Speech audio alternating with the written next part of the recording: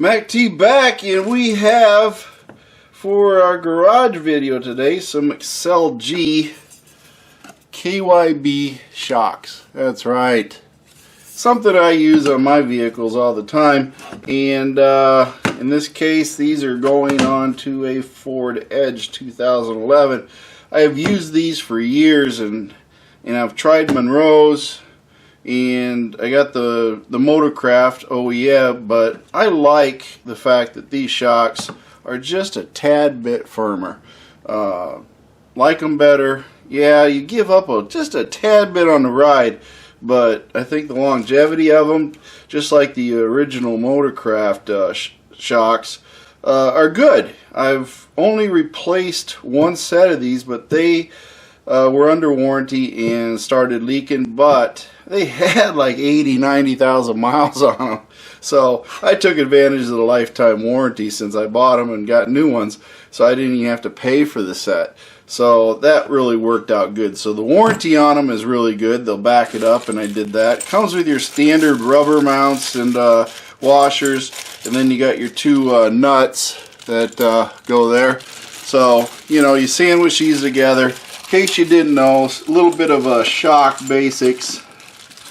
Excuse me. And what you do is you put this on here like this. You want to sandwich it just like that. You want the metal part against the backstop of the shock itself, and then when you take and you put it together, you will then have the other one put in like so. So it'll be put in just like that, and and this rubber part will come down or come up, whichever way you want to do it. No real right or wrong at that point.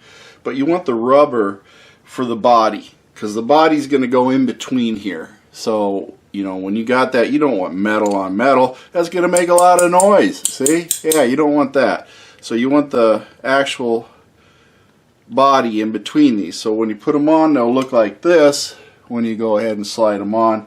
And then you'll put the nuts on top of it, on the shaft, put down first one, tighten it up good, then lock it down with the second one. That's how that's all supposed to work. So these are the KYB. They're made in Japan, and the part number for them is 349142, and that is for this model of vehicle I'm putting these on. But real quick view, you cut this, and then you might want to have something or be really strong to push this up to get the through bolt on here when you go to put them in. But I always put this in first, and if I have to, I use a car jack that I have and just jack it up a bit till it matches the hole. That usually works out the best. So that's how I do it, but I always get this installed first. So I'm going to go ahead, install these in another video, but I just wanted to do a quick product review on these KYB XLGs so that you guys could see what they are and why I use them. Remember, like, subscribe, Mac T Garage, and also make sure that you take and go to Mac T Garage on Facebook. My feet hit the floor today. I'm having a great day, and I want you to have a great day too. And Band of One's got some great music, and Mercy Girl's got a couple one-liners. Now we always want to check our shock, so we're going to see how long it takes that thing to expand.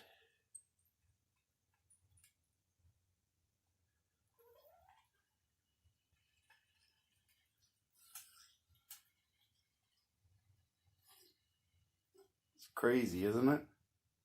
There you go. 119, almost 120,000 miles on that OE Shock Motorcraft. Thank you for watching Mac T's videos, and remember to like and subscribe. This is a Mercy Girl production.